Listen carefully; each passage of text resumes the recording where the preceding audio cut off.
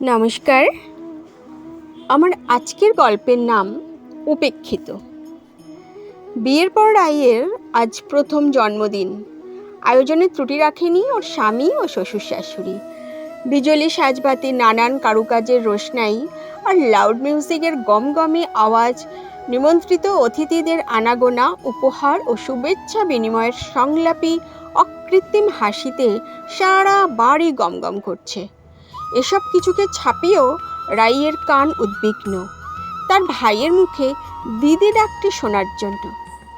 উন্মুক্ত তারাফোঁটা আকাশ চাঁদোয়ার নিচে পরম আন্তরিকতার দুরন্ত গতিতে অতিথিদের হাতে পৌঁছে যাচ্ছে ঠান্ডা পানীয় আর রকমারি স্বাদের মুখরোচক স্ন্যাক্স। এরই মাঝে অপরূপা রাই সকলের অনুরোধ উপরোধে একরকম বাধ্য হয়েই ভাইয়ের অনুপস্থিতিতে হলঘরে কেক কাটার জন্য প্রস্তুত হয়েছে। কিন্তু তার মন আনজান করছে ছোট্ট বিকলাঙ্গ ভাইটার জন্য। না, সান্ধ্য জলখাবার, রাতের প্রীতিভোজ শেষ হয়ে গেলেও ভাইটা তো এলো না উপহার হাতে। এই একটি ব্যাপারেই রাই নিজেকে আজন্ম লোভী ভিখারি মনে করে। কোটি টাকা মূল্যের উপহারের চেয়েও তার বিকলাঙ্গ ভাইয়ের দেওয়া সামান্য কিছু পেলেই সে যেন আকাশের চাঁদ পেয়ে ধন্য হয়ে যায়। আজকে দিদিকে ভুলে গেলি সোনা ভাই আমার? রাই আজ পূজ্য লিওনার্দো দা ভিঞ্চি শ্রেষ্ঠ মোনালিসা হয়ে স্বামীর সোহাগেই রাত কাটালো। দুশ্চিন্তা, দুর্ভাবনা চোখের পাতায় আঁকড়ে রইল। পরদিন প্রাতঃভ্রমণে বেরিয়েই রাই আর তার স্বামী দেখে তাদের গ্যারেজে একটি বাজারের থলিতে কিছু পুরনো ইংরেজি ম্যাগাজিন, আঠা, কাঁচি রয়েছে। রাইকে সরিয়ে তার স্বামী থলি থেকে বের করে একটা চিরকুট।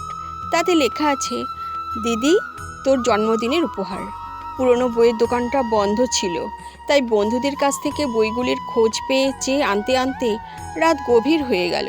তোর ঘুম ভাঙাতে ইচ্ছে হলো না রে, আমায় ক্ষমা করিস রে দিদি আমার। কাগজটা দুজনে পড়ার পর রাইয়ের স্বামীর কোনোই প্রতিক্রিয়া হলো না।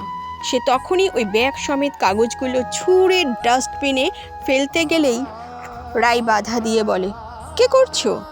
ওগুলো আমার কাজের জিনিস। শুধু কাজের জিনিস বললে অপমান করা হবে। ওটাই আমার সবচেয়ে প্রিয় উপহার। রাই ডার্লিং, তুমি তোমার পরিবারকে কেন মন থেকে মুছে ফেলছো না? ওই দরিদ্র পরিবারটার জন্য আমাদের স্ট্যাটাসে কাদা ছিটিও না প্লিজ। একথা শুনে রাই স্বামীকে এক ঝিলিক তাচ্ছিলের হাসি, নিপাট প্রক্সি প্রেমের ঘৃণ্য রুমাল ছুড়ে দিয়ে এক ছুটে রাস্তার তপন তেলে ভাজার ওয়ালের হাতে ব্যাগটা দিয়ে বলে, দাদা, পরে নিয়ে যাব। ফিরে এলে স্বামী জিজ্ঞাসা করে, কি হলো, ব্যাগটা কি করলে? রাই বলে, তেলে ভাজার ঠোঙ্গা বানাতে দিয়ে এলাম। তার স্বামী অফিসে চলে যাবার পর জলখাবারের টেবিলে সে সমস্ত ঘটনা শ্বশুর শাশুড়িকে জানাতে গিয়ে তার চোখ জলে ভেসে যায়।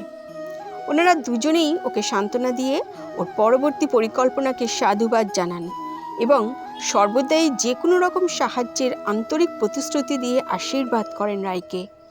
তপনের বাবা রাইয়ের শ্বশুরবাড়িতে দৈনিক রাধা মাধবের পুজো করে সঙ্গে নাতনিকে নিয়ে আসে। সে সমস্ত দিন রাইয়ের কাছে থাকে, পড়ে, খায়। তপন রাইয়ের কথা মতো রোজই মেয়ের ব্যাগে একটি দুটি বই লুকিয়ে গুঁজে দেয়। রাইও গোপনে কাগজ জুড়ে জুড়ে বানায় এক অপরূপ আকর্ষণীয় রাধাকৃষ্ণের প্রেমময় প্রতিকৃতির কোলাজ। শ্বশুর শাশুড়ি দুজনেই প্রতিনিয়ত সাহস ও সময় যোগান ওর কাজে। তথ্যকেন্দ্রের শীতকালীন বার্ষিক চিত্র প্রদর্শনী ও প্রতিযোগিতায় অংশগ্রহণ করে ওদের আদরের বৌমা রাই। শ্বশুরমশাই সর্বক্ষণ রাইকে সহযোগিতা করে সফল হওয়ার জন্য। এর মাস তিনেক পরে একদিন সকালে খবরের কাগজে গলায় মেডেল, সার্টিফিকেট হাতে রাইয়ের ছবি দেখে শ্বশুরমশাই চুপি চুপি রাইকে ডেকে বলে, হ্যাঁ রে মা, বাবু তো সব জেনে যাবে, তারপর তোর, আমার আর তোর মামনির কি হবে? শাশুড়িমা ঠাকুরঘর থেকে খুশিতে গর্জন জুড়ে বললেন, রাধা মাধবী রক্ষা করবেন। তুমি কি বলছো সোনালি? এই এই এই দেখো, লেখা আছে, কোলাজ প্রতিযোগিতায় বিজেতার খেতাব ছিনিয়ে নিয়েছেন রাই ব্যানার্জি। তার শ্রেষ্ঠ ছবিটার ভারতীয় মূল্য 1,00,000 টাকা। শাশুড়ি বলে, বাবু তো সকাল থেকেই ফোনে ব্যস্ত, কোনো দিন তো এমনটি হয় না। ওর বন্ধুরা ওকে এতক্ষণে সব জানিয়েছে। ও ঘর থেকে বাবু চিৎকার করে, রাই, রাই, মা, বাবা, এই দেখো কাগজে রায়ের ছবি বেরিয়েছে, এত বড় ঘটনা ঘটে গেছে, তোমরা কি কিছুই জানো না? শ্বশুর শাশুড়ি দুজনেই হো হো করে হেসে বলে, যা তোর শ্যালক বাবুটিকে মিষ্টি মুখ করা গিয়ে। কেন কেন? ও কোন হরিদাস? ওকে মিষ্টি মুখ কেন? ও কি করেছেটা কি? রায়ের শ্বশুর বলেন, সেই জন্মদিনের উপহারের বইগুলো তো ডাস্টবিনে ফেলে দিচ্ছিলিস, ওই বইগুলোই রায়কে এত সম্মান এনে দিয়েছে, যা কিনা কাদা নয় বহুমূল্য হীরের কুচি ছড়িয়েছে আমাদের স্ট্যাটাসে। বাবু দুই হাতে রায়কে জড়িয়ে বলে, সরি, বন্ধু মহলে, অফিসের টিপ্পনি আর তোমার আদরের ভাইয়ের দুর্গম দুর্দমনীয় দারিদ্রতাই অন্ধ করে দিয়েছিল আমার সুস্থ সবল দুটি চোখকে। তাই ওর দিদির প্রতি শ্রদ্ধা আর নিখাদ ভালোবাসাটা কোনো দিনও আমার চোখে পড়েনি। রাই হাত ছাড়িয়ে দোতলায় ছুট দিল।